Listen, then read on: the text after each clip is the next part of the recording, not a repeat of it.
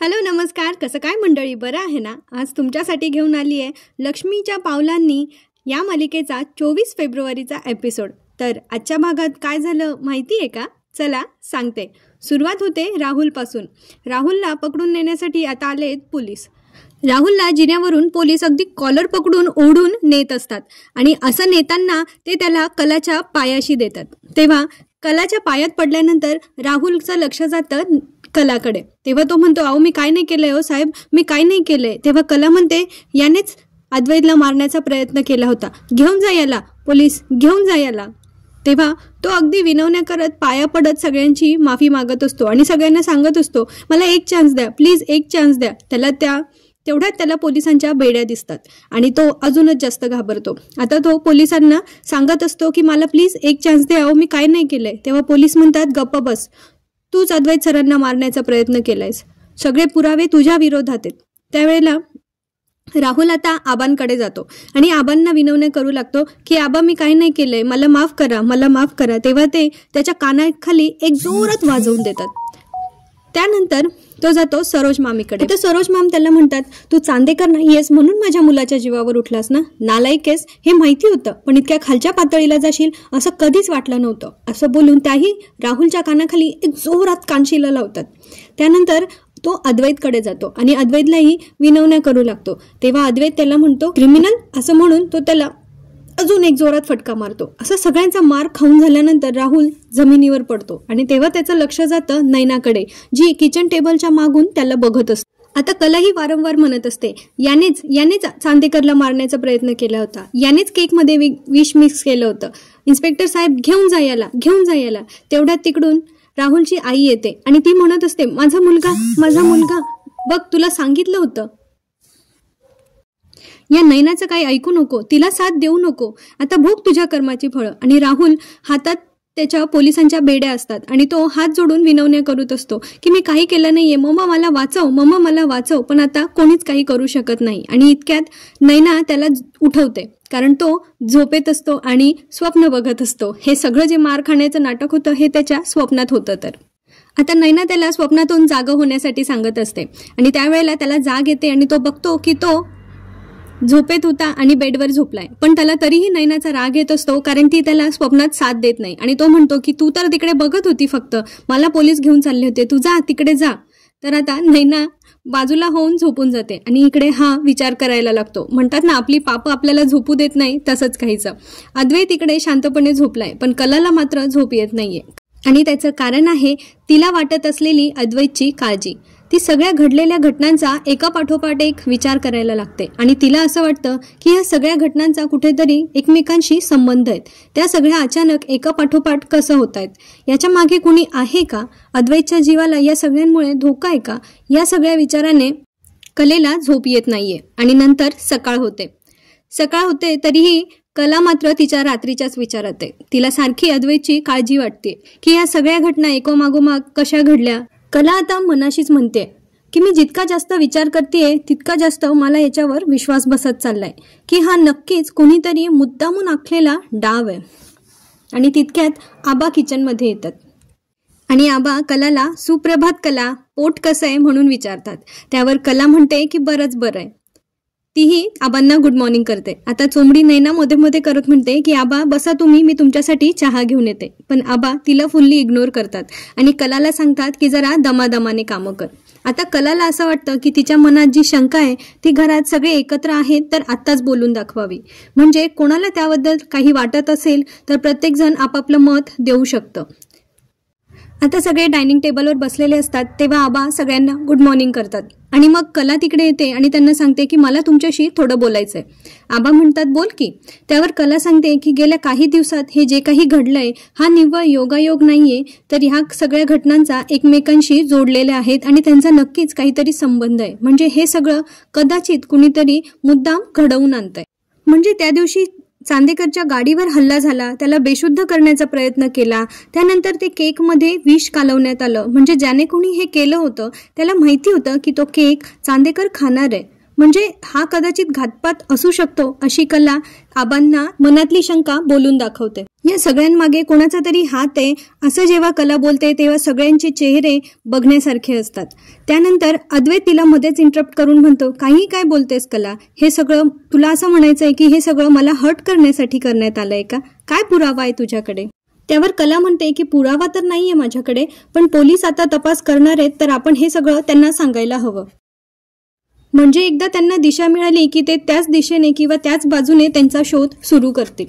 आता कलाला काहीतरी शंका आली आहे ह्या विचाराने राहुल मात्र कावरा बावरा होतो आणि तो म्हणतो, ही बाई मला अडकवूनच राहणार आहे. जर हिला काही कळलं ना तर माझं काही खरं नाही. पण आता घरच्यांची दिशाभूल करण्यासाठी मला काहीतरी करायला हवं, पण काय करू मी? तितक्यात त्याची आई त्याला म्हणते की बघ, तुला सांगितलं होतं ना मी, आता ह्या मुलीने जर सगळ्याचा शोध घेण्यासाठी पदर खोचला ना तर तुझं काही खरं नाही, असं म्हणून ती राहुलला अजूनच जास्त घाबरवते. कला आता इथे म्हणते की मला 100% वाटतंय की हा घातपातच आहे आणि काही मोठं होण्याआधी आपण एक ठोस पाऊल उचललं पाहिजे असं मला वाटतं. त्यावर अद्वैत तिची गोष्ट डिनाय करत म्हणतो की तसं काही नाहीये. त्यावर कला म्हणते की चांदेकर, जरा विचार कर, त्या दिवशी तू तो केक खाल्ला असता तर केवढ्याला पडलं असतं, किंवा आपल्या स्टाफपैकी कोणी खाल्लं असतं तर ते कितीला पडलं असतं. त्यानंतर त्या गुंडांनी तुला फक्त बेशुद्धच केलं, ते अजूनही काही करू शकले असते. आणि जर केलं असतं तर काय झालं असतं? तुला कळत नाहीये का तुझा जीव माझ्यासाठी किती महत्वाचा आहे? असं बोलून कला थांबते आणि तेव्हा घरातले सगळे तिच्याकडे बघायला लागतात. पण मग कला असं बोलून सावरून घेते की तुझा जीव आमच्या सगळ्यांसाठीच खूप महत्वाचा आहे. आता इथे कलेला प्रेमाची जाणीव तर झाली आहे, पण ते तिच्या ओठांवर अजून येत नाहीये. त्यावर आता सरोज मॅम म्हणतात की ही मुलगी आता नक्कीच अद्वैतच्या मनात शिरण्याचा प्रयत्न करते. बिचारी कला, ती इतक्या पोटतिडकीने अद्वैतची काळजी करते, पण तिचा चांगुलपणा अजूनही सरोज मॅमला दिसत नाहीये. सरोज मॅम इथे कलाला ठणकावून सांगतात की अद्वैतच्या जीवाचा काय विचार करायचा हे तुला बघण्याची गरज नाहीये, त्याच्या पाठीशी आम्ही खंबीरपणे उभं राहू. त्यावर आता आबा त्यांना म्हणतात की इथे कोणी कोणाबद्दल काय वाटून घ्यायचंय हा विषयच नाहीये, इथे वेगळा विषय आहे की आता पुढे काय करायचंय. त्यावर सरोज म्हणतात की हिला काय करायचंय त्यात मला पडायचंच नाहीये, मी माझं बघून घेईल काय करायचं ते. आणि त्या तिथून रागाने उठून निघून जातात. कसं घर आहे, जेवणाच्या ताटावरून कोणी उठतं का? आणि यांच्या घरी आल्या दिवशी प्रत्येकजण उठून जातं. आता इथे राहुलची मम्मा म्हणते की सरोज आता कलावर चिडलीये, तोपर्यंतच मला कलावर हे सगळं प्रकरण फिरवून राहुलला यातून सोडवलं पाहिजे. आणि आबा त्यानंतर म्हणत असतात, हे बघ कला, तुझा मुद्दा मला पटायला आहे आणि तुझी कळकळ पण मला समजते, पण पोलीस आता चारी बाजूने तपास करताय ना तर ते घेतील योग्य तो निर्णय. तू काळजी करू नको. त्यावर कला ठीक आहे आजोबा असं म्हणते आणि राहुलची मम्मा त्याला रूममध्ये बोलवून घेऊन जाते. तिकडे गेल्यानंतर त्याच्यावर खूप भडकतात आणि त्याला सांगत असतात की तुला कळतंय का तू काय करून बसलायस त्या नयनाच्या नादाला लागून? तू नक्की माझाच मुलगा आहेस ना, तुला अक्कल आहे का, तुला डोकं आहे का? ह्या पद्धतीने ते त्याच्यावर चिडत असतात. आता तो म्हणतो की मम्मा तू माझ्यावर रागवू नको, मी बघतो यातून कसं बाहेर पडायचंय ते. आता त्याची मम्मा त्याला सांगत असते की हे सगळं प्रकरण घरच्यांना कळलं ना तर ते आपलं तोंड सुद्धा पाहणार नाहीत आणि आपल्याकडे बघणार पण नाहीत.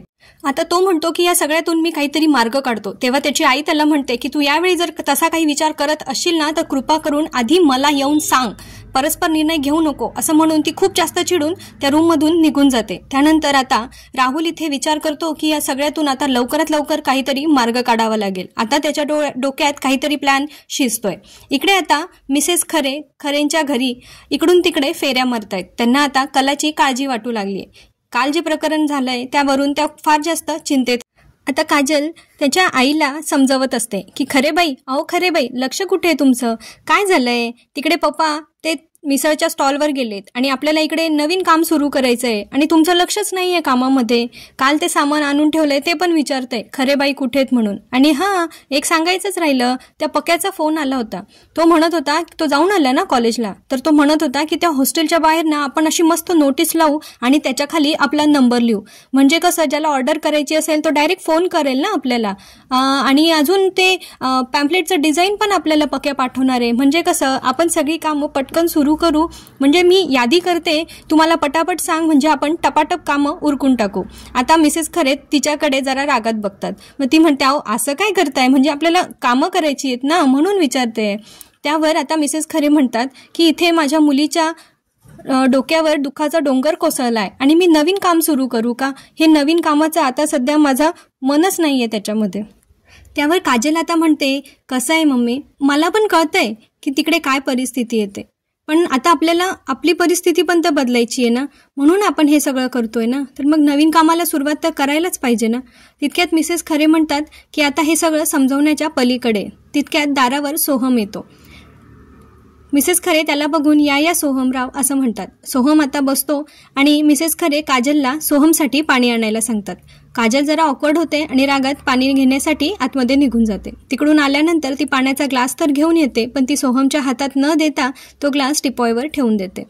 आता सोहम मिसेस खरेंची चौकशी करू लागतो. त्यांची विचारपूस करत म्हणतो की तुम्ही आता कशा आहात, मी इथे बसायला नाही आलोय, इथे मित्राकडे एक पार्सल द्यायला आलो होतो, म्हटलं जाता जाता तुम्हाला भेटावं.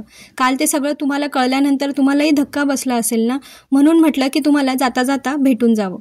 आता मिसेस खरे असं म्हणतात की बरं झालं तुम्ही आलात, कालपासून माझं मनच नाही लागत आहे, पण तुम्ही आल्यानंतर मला जरा धीर वाटतंय. कसं आहे ना, तिकडची काही खबरबात आम्हाला कळत नाहीये, त्यामुळे जरा काळजी वाटते. त्यावर सोहम म्हणतो की तुम्ही तिकडची काळजी करू नका, कलावहिनी एकदम खंबीरपणे उभी आहे आणि आम्ही सगळेही तिच्या पाठीशी उभे आहोत. बरं आता मी निघतो, मला काम आहे. आणि तो नंतर काजलला बाय करून तिथून निघून जातो. आता इकडे सरोज तिच्या रूममध्ये त्रागा करत असते. ती विचार करत असते की ही कला अद्वैतच्या मनात शिरण्याचा किती प्रयत्न करणार आहे. आता सरोज खूप जास्त विचार करत असते आणि ती म्हणते की कला अद्वैतचा एवढा विचार का करते, तिला तिच्याबद्दल आणि अद्वैतबद्दल आता काही वाटत तर नाहीये ना. नाही, असं होता कामा नये, मला तिला वेळीच जाणीव करून द्यायला हवी. आणि तितक्यात रोहिणी तिथे येते आणि ती सरोजचे कान भरायला लागते. ती म्हणते की या कलाचं काय चाललंय, ती आपल्या समोर जाळं ओढतीये आणि त्यात ती अद्वैतला नुसतं अडकवत नाहीये तर पूर्ण गिळून टाकणार आहे. आता सरोज तिच्यावर चिडून म्हणते, रोहिणी जरा थांब, जे तुझ्या डोक्यात चाललंय ना तेच आता इथे माझ्या मनात चाललंय. आता त्यांच्या घरात काम करणारी आचल सरोजसाठी कॉफी घेऊन येते. तेव्हा सरोज तिला सांगतात की आचू पटकन जा आणि कलाला आत्ताच्या आत्ता इकडे बोलवून आण. आता रोहिणी पुन्हा सरोजचे कान भरायला लागते आणि तिला म्हणते की काय चाललंय ह्या कलेचं, काय हे पोलिसांच्या सगळ्या गोष्टी करत होती, मी तर म्हणते तिला काय करायचंय, मी तर म्हणते तू आत्ताच्या आत्ता तिला इथे बोलव आणि काय तो तुकडा आजच तोडून टाक असं म्हणते. आता सरोज जाते तिच्या कपाटाकडे आणि त्यातून एक चिठ्ठी काढते, जी कला आणि तिच्यामध्ये त्या चिठ्ठीबद्दलचं प्रॉमिस लिहिलेलं असतं. आता कला सरोजच्या रूममध्ये येते. सरोज तिला ती चिठ्ठी दाखवते, ज्यात तिने स्वतः लिहिलेलं असतं की असा कुठला प्रसंग आला, जर मी चांदेकर सोबत जवळीक साधण्याचा प्रयत्न करत असेल तर मी स्वतःहून त्याच्यापासून लांब होईल. आता सरोज तिला विचारते, हे तुझ्या लक्षात आहे की विसरलीस? नाही, विसरल्यासारखी वाटते म्हणून म्हटलं आठवण करून द्यावी. त्यावर कला म्हणते की या दोन वेगळ्या गोष्टी आहेत सरोज मॅडम. अद्वैतच्या जागी जर दुसरं घरातलं कुणीही असतं तरी पण मी हाच विचार केला असता, आणि मी असं वागल्यामुळे जर तुम्हाला वाटतंय की मी अद्वैतच्या मनात किंवा त्याच्या जवळ जाण्याचा प्रयत्न करते तर हा तुमचा गैरसमज आहे. असं म्हटल्यानंतर रोहिणी आता चिडून तिला म्हणते, ए गप्प बस, काय समजतेस तू स्वतःला, हे असं वागून तुला काय दाखवून द्यायचंय की तुला चांदेकरांचा किती विचार करतेस तू असं? अगं कोण आहेस तू, या घरात तुला सगळ्यांनी अजून ऍक्सेप्ट सुद्धा केलेलं नाहीये. त्यावर सरोज म्हणतात, रोहिणी म्हणते ना ते अगदी बरोबर आहे, माझ्या मुलाशी तुझा काही एक संबंध नाहीये. त्यावर रोहिणी म्हणते, ऐकलंस, स्वतः अद्वैतची आई सांगते तुला, तरी तुझा कसला शहाणपणा चाललाय. त्यावर ती म्हणते की तुम्ही दोघं असं कसं म्हणू शकता, देवा ब्राह्मणांच्या साक्षीने आमचं लग्न झालंय, मग त्याच्याशी माझा काहीही संबंध नाहीये हे असं कसं म्हणू शकता तुम्ही. समाजात मी अद्वैतची बायको आणि चांदेकरांची सून म्हणून वावरते, त्यामुळे इथे त्याच्या जीवाचा प्रश्न आहे आणि त्याच्यासाठी जे करावं लागेल ते सगळं मी करणार आहे. पण सरोज मॅडम, मी माझा शब्द मोडू देणार नाही, तो मी पाळणारच. त्यावर सरोज म्हणते, पाळायलाच पाहिजे, पण हे सगळं करताना माझ्या मुलाच्या जवळ जायचं नाही एवढं लक्षात ठेव. आता कला पण इथे रोहिणीला ठणकावून सांगते की अद्वैतच्या जीवाला वाचवण्यासाठी मला वाटेल ते प्रयत्न करावे लागतील ते मी करणार, आणि सरोज मॅडमला पण तेच वाटत असणार आहे. आता कला इथून निघून जाते. तिचा कॉन्फिडन्स बघून रोहिणी तिच्यावर जाम चिडते आणि ती निघून गेल्यानंतर रोहिणी सरोजला पुन्हा कान भरवायला सुरुवात करते आणि सांगते की कोण समजते ही मुलगी स्वतःला, बघितलंच पोलिसांबद्दल काय बोलत होती ते, हिला काय गरज आहे पोलिसांच्या मध्ये कडमडायची. त्यावर सरोज म्हणते की पोलीस केस तर व्हायलाच हवी, तुला काय प्रॉब्लेम आहे पोलीस केसचा. त्यावर रोहिणी म्हणते, अगं ही पोलिसांनी जर त्या दिशेने विचार केला तर अद्वैत आणि कला एकमेकांच्या जवळ जातील म्हणून मी बोलत होते. तर सरोज म्हणते, नाही, पोलिसांनी या दृष्टीने विचार तर करायलाच हवा, आणि याच्या मागे कोण आहे, जर खरंच कोणी असेल ना तर त्याचा शोध पोलिसांनी लावायलाच हवा, कारण शेवटी प्रश्न अद्वैतच्या जीवाचा आहे, कळलं ना. आता रोहिणीला कळतंय की तिची डाळ काय इथे सरोज समोर शिजत नाहीये. ती म्हणते कळलं, येते मी, असं म्हणून ती तिथून निघून जाते. सरोजची दिशाभूल करण्याचा रोहिणीचा प्लॅन फसतो.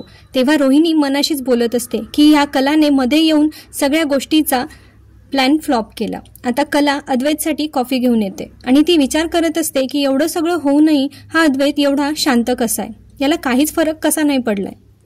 इतकं सगळं याच्या बाबतीत होऊनही हा इतका शांत आहे आणि का मीच जास्त विचार करते, असा ती विचार करायला लागते. आणि मग तिला सगळ्या गोष्टी पुन्हा आठवायला लागतात की ती सगळं चांदेकरच्या बाबतीत किती पॉझिटिव्ह होते प्रत्येक वेळेला ते. आणि इथेच आजचा एपिसोड संपतो. आता 25 फेब्रुवारीच्या म्हणजे पुढच्या भागात त्यांनी आपल्याला दाखवलंय की राहुल एका पेस्ट कंट्रोलवाल्याला घेऊन येतो, म्हणजे हा त्याचा पुढचा प्लॅन आहे कलाला डायव्हर्ट करण्यासाठी. आता तो पेस्ट कंट्रोलवाला स्वतः कबूल करतो की त्या दिवशी त्याने ऑफिसमध्ये पेस्ट कंट्रोल केलं होतं आणि त्यामुळे ते उंदीर सगळे तिथे मरून पडले होते. पण कलाला अजूनही ते काही पटत नाही आणि ती म्हणते की तुला हे सगळं माहिती होतं, तर जेव्हा ते उंदीर मरून पडले होते आणि पोलीस चौकशी करत होते तेव्हाच तू का नाही बोललास, अशी शंका सगळ्यांसमोर ती राहुलवर घेते. आता पुढे काय होईल, राहुल या सगळ्यातून सुटू शकेल का आणि कलाला या सगळ्या मागे कोण आहे ते कळेल का, हे पाहणं मनोरंजक ठरणार आहे. तेव्हा भेटूया पुढच्या भागात. तोपर्यंत आपली आणि आपल्या प्रियजनांची काळजी घ्या. धन्यवाद.